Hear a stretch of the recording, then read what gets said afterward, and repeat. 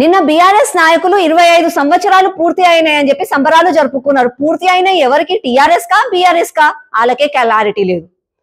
మన తెలంగాణ రాష్ట్రంలో అప్పుడున్న కేసీఆర్ ప్రభుత్వం, ఇప్పుడున్న రేవంత్ రెడ్డి ప్రభుత్వం అసలు తెలంగాణ రాష్ట్రానికి ఏం చేసిండ్రు, ప్రజలకు ఏమి చేసిండ్రు అని అంటే, అప్పుడేమో బేకార్ బీఆర్ఎస్ ప్రభుత్వము మన తెలంగాణ రాష్ట్రంకి 8 లక్షల కోట్ల రూపాయలు అప్పులు చేసింది.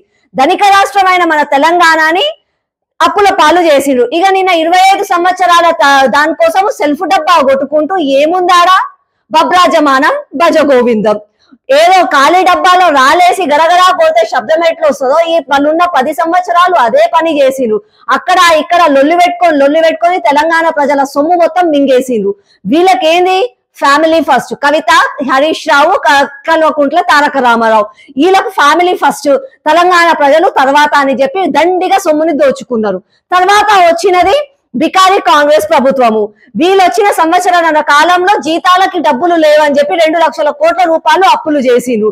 ఇక పైన కూడా వాళ్ళు చేస్తారు. అప్పులు అడిగినా కూడా అప్పులు ఇవ్వట్లేదు అని చెప్పి ముఖ్యమంత్రి గారే చెప్తున్నారు.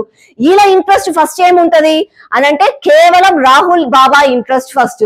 ఇక్కడున్న మూటలు, ఇక్కడున్న కమిషన్లు తీసుకుపోవాలి, అక్కడ ఢిల్లీలో ఉన్న రాహుల్ గాంధీకి అప్పచెప్పాలి. దాని తర్వాత ప్రజలకు ఎన్నో హామీలు ఇచ్చి ఓట్లు తీసుకున్నారు. ప్రభుత్వం వచ్చింది, హామీలు పూర్తి చేయలేరు. కాబట్టి టైం పాస్ చేయాలి, కన్ఫ్యూజన్ చేయాలి, ఆ స్కీమ్ అనాలి, ఈ సర్వే అనాలి, అది అనాలి, ఇదని మొత్తం తెలంగాణ ప్రజలను కన్ఫ్యూజ్ చేయాలి. అప్పుడు ఈ బేకార్ బీఆర్ఎస్ ప్రభుత్వం, బికారీ కాంగ్రెస్ ప్రభుత్వం ఇద్దరు ఒకటే అంటారు. నరేంద్ర మోదీ గారు కేంద్రం నుంచి ఏమి ఇవ్వలేదు, ఒక్క రూపాయి కూడా ఇవ్వట్లేదు అని చెప్తారు. కానీ నరేంద్ర మోదీ గారు ఇప్పటికీ మన తెలంగాణ రాష్ట్రంకి 11 లక్షల కోట్ల రూపాయలు ఇచ్చిండ్రు. ఇది నిజము, ఇది ఎక్కడికన్నా మేము వస్తాము. కానీ వీళ్ళు ఏమంటే పొద్దున లేసే ఒకటే, నరేంద్ర మోదీ గారు ఒక్క రూపాయి ఇవ్వాలి అని అంటారు. అంటే బేకార్ బీఆర్ఎస్ ప్రభుత్వము, బికారీ కాంగ్రెస్ ప్రభుత్వం ఇద్దరు కూడా ఈ బక్వాస్ మాటలతోటి, బక్వాస్ పనులతోటి మన తెలంగాణ ప్రజల జీవితాలను బర్బాద్ చేసిండ్రు. తెలంగాణ ప్రజలారా ఇప్పటికన్నా మేలుకోండి. వాళ్ళొచ్చి అబద్ధాలు, వీళ్ళొచ్చి అబద్ధాలు చేస్తే ఎన్ని రోజులు మనం బర్బాద్ అయిపోదాం. ఇప్పటికన్నా కళ్ళు తెరుచుకోండి.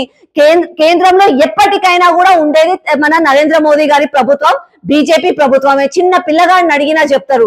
కాబట్టి ఈ బక్వాస్ మాటలు, ఈ బర్బాద్ జీవితాలు మనకొద్దు అని అనుకుంటే ఇప్పటికైనా కేంద్రంలో ఉన్నట్టుగా మన రాష్ట్రంలో కూడా బీజేపీకి ఓటేసి బీజేపీ ప్రభుత్వాన్ని తీసుకొచ్చి డబుల్ ఇంజన్ సర్కార్ తోటి నిజమైన బంగారు తెలంగాణ ఏందో మనం చేసి చూయించుకుందాం.